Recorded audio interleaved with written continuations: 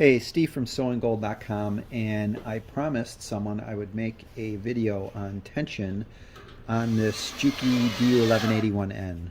Ignore the sounds in the background. Jose is setting up someone's machine. So, I messed around with the tension and a couple other things to make some decent stitches, and then little by little I made it worse, where it's pulling here and then it just doesn't look that great.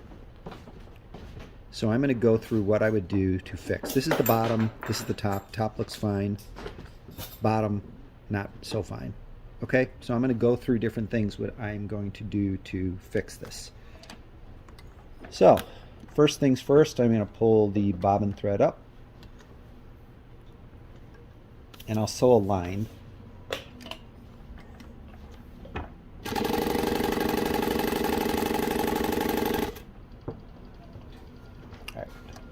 So this is my line. Doesn't look that great. We've got some stitches coming through to the bottom, so the bottom is pulling the top. The most simple fix I would tell you usually when I would see that, so when the top here looks fine, bottom is pulling, I would tighten the top. So I just tightened it, what, 3 times? 2 or 3 times? I didn't even count.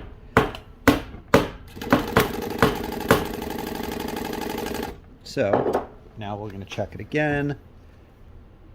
Top still looks good. Bottom looks a lot better, and that's all I did to it. This is going to be from not pulling the take-up up, and I'll explain that in a second. Let me get a new piece of material.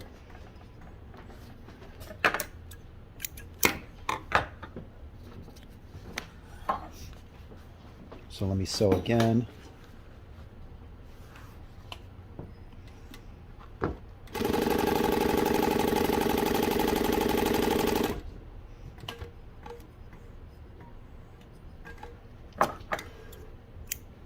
Alright, so there's our top stitch and there's our bottom stitch.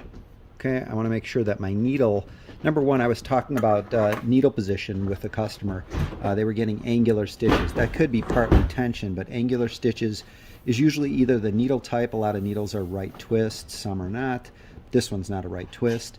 And the needle that came with your machine should not be a right twist. It should just be a straight needle. So just put it in where you've got the one long groove on the outside here facing to the left, and then the little groove at the bottom of the needle facing to the right. Make sure it's perfectly centered. Okay? So that was my simple fix, and I actually messed